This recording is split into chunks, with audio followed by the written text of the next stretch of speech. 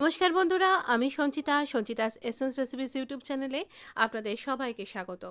এই গরমের দিনে একটা ঠান্ডা ঠান্ডা রসমালাই বেশ ভালো লাগবে না?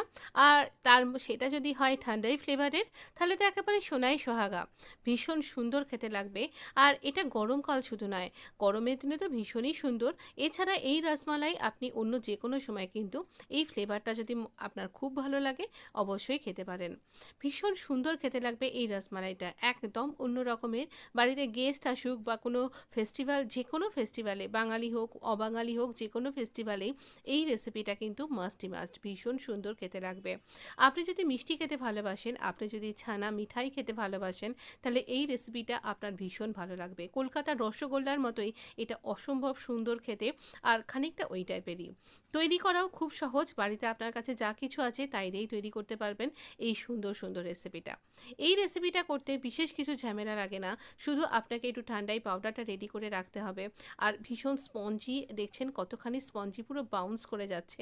আর কেটেও দেখাচ্ছি ভেতরটা কতটা সফট আর জুসি রয়েছে। খুব সহজেই আপনি বাড়িতে কী করে এটা তৈরি করতে পারবেন সেই রেসিপি আজকে আপনার জন্য নিয়ে এসেছি। যদি ভিডিওটা ভালো লেগে থাকে অবশ্যই সাথে থাকবেন আর লাইক দিতে ভুলবেন না।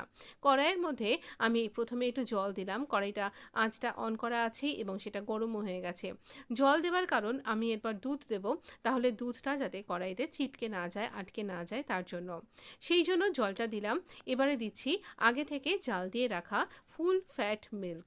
এখানে অবশ্যই ফুল ফ্যাট মিল্ক ব্যবহার করুন এই ক্ষীরটা তৈরি করার জন্য, এবং আপনি যে ছানাটা তৈরি করেছেন সেটার জন্য। ছানা মিষ্টির জন্য কি করে তৈরি করতে হবে তার সম্পূর্ণ আলাদা ভিডিও আছে আমার চ্যানেলে, বড় ভিডিও আছে। আপনি একটু স্ক্রল করতে করতে গেলেই বা সার্চ করলেই জানতে পারবেন। তো এখানে আমি আর ছানা তৈরি করাটা দেখাইনি। ছানাটা রেডি করে নিয়ে আমি এখানে জলটা ঝরিয়ে নিয়েছি।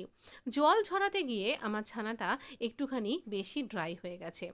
ছানাটাকে এরকম হাতের সাহায্যে আমরা একটু স্মুথ একটা টেক্সচারে নিয়ে আসব। আর সেইটা করতে গিয়ে আমি বুঝতে পারলাম ছানাটা বেশ শুকনো হয়ে গেছে। তাই এই যে দুধটা রয়েছে সেই দুধটা থেকেই আমি একটু দুধ এর মধ্যে অ্যাড করে দিচ্ছি। এখানে দুধ একটু অ্যাড করলে এটা একটু জুসি হয়ে যাবে, নরম হয়ে যাবে। কিন্তু বেশি দুধ দেওয়া যাবে না যদি আপনার ক্ষেত্রে এরকম ছানাটা একটুখানি এরকম শুকনো বেশি হয়ে গেছে। বেশি শুকনো হয়ে গেলে আপনার ছানাটা কোনো রকমভাবেই আপনি গোল একটা এরকম ফর্মে আনতে পারবেন না, ক্র্যাক হয়ে যাবে। সেক্ষেত্রে ছানাটা দুধের মধ্যে দিলেই ফেটে যাবে। এখানে হালকা একটা বাইন্ডিংয়ের জন্য সামান্য 1 চিমটি আমি একটু ময়দা দিলাম। আপনি আটাও কিন্তু দিতে পারেন। এতে করে গ্যারান্টি যে আপনার এই রসমালাইটা কখনোই ভেঙে যাবে না। রসমালাই দুরকমভাবে হয়। এর আগের গরমে আমি দেখিয়েছিলাম একেবারে রসগোল্লার মতন করে তৈরি করে নিয়ে তারপর যে মালাইয়ের ক্ষীরটা হয় সেরকম। তারও আগে আমি একবার আপনার সাথে শেয়ার করেছিলাম এই রকমভাবেই নলেন গুড়ের রসমালাই।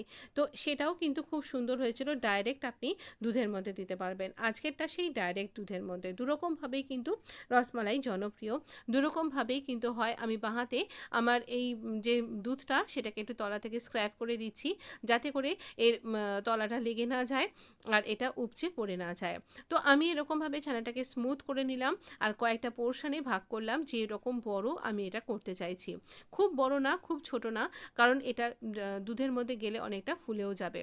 দেখুন এরকমভাবে ভালো করে চেপে চেপে গোল্লা বানিয়ে নিয়ে তারপর একটুখানি চেপটে দেবো, মানে চ্যাপ্টা রসগোল্লা আর কি। হ্যাঁ, চ্যাপ্টা রসগোল্লাও কিন্তু কলকাতায় খুব বিখ্যাত। কিন্তু আরও একদিন আপনার সাথে সেইটা শেয়ার করবার ইচ্ছা রইল। দেখুন এই রকমভাবে রসমালাইটা এই রকমভাবে আমি দেখাচ্ছি। আপনি ইচ্ছা করলে আমার ওই রেসিপিটা ফলো করে ওই রকমভাবেও কিন্তু আগে এটাকে রসের মধ্যে ভালো করে ফুটিয়ে নিয়ে তারপর সেটাকে জলে ধুয়ে তারপরেও কিন্তু আবার তৈরি করতে পারেন। তাহলেও সেটা আরও জুসি হয়, এটাও ভীষণ সুন্দর হয়। হাতের কাছে যখন সময় কম থাকে তখন আমরা এরকমভাবে করে থাকি। এটাও খেতে অনবদ্য হয়। আগেকার দিনে যারা মিষ্টির দোকানের লোকেরাও কিন্তু এইভাবে এইরকম রসমালাই করে থাকেন। তো দেখুন এরকমভাবে দুধটা যখন দেখবেন টকবক করে ফুটছে, একদম টকবক করে একদম এরকম বয়েলিং অবস্থায় রয়েছে, সেই সময় আমি একটু চিনি দিলাম। আপনি এখানে মিষ্টি ব্যবহার করতে পারেন বা তাগার বা এরকম কিছু ব্যবহার করতে পারেন। চিনিটা যখন ফুটে যাবে আর চিনিটাও যখন ফুটে গিয়ে এরকম টকবক করে ফুটবে মিশে গিয়ে, সেই সময় আমরা কিন্তু একটা একটা করে একটুখানি সময় নিয়ে নিয়ে আমরা কিন্তু এই রসমালাইয়ের যে রসগোল্লাগুলো সেগুলোকে দেব। এটা খেতে অসম্ভব ভালো লাগে। কেন একসাথে দেব না বলুন তো? এই যে বয়েলিং টেম্পারেচারটা এটাকে আমাদের ধরে রাখতে হবে, না হলে এটা ভেঙে যাবে। দেখুন যেগুলো আগে দিয়েছি সেগুলো কিন্তু অলরেডি ওপরে ভাসতে শুরু করে দিয়েছে আর একটু ফুলে উঠে ওপর দিকে ভাসছে। আপনি একটু খেয়াল করলেই বুঝতে পারবেন। আমি শুধুমাত্র ফাস্ট ফরওয়ার্ড করেছি, কোথাও কেটে ছেটে দিইনি, যাতে করে আপনি প্রত্যেকটা স্টেপ বুঝতে পারেন যদি আপনি নতুন এখানে মিষ্টি তৈরি করছেন। তো বাড়িতে মিষ্টি তৈরি করা এমন কিছু সমস্যার নয়, শুধু আপনার কয়েকটা ব্যাপার মাথায় রাখলে আপনিও ভীষণ সুন্দর মিষ্টি বাড়িতে তৈরি করতে পারবেন। উৎসবের দিনগুলো আরও বেশি আনন্দমুখর হয়ে উঠবে আপনার হাতে তৈরি মিষ্টির ছোঁয়ায়।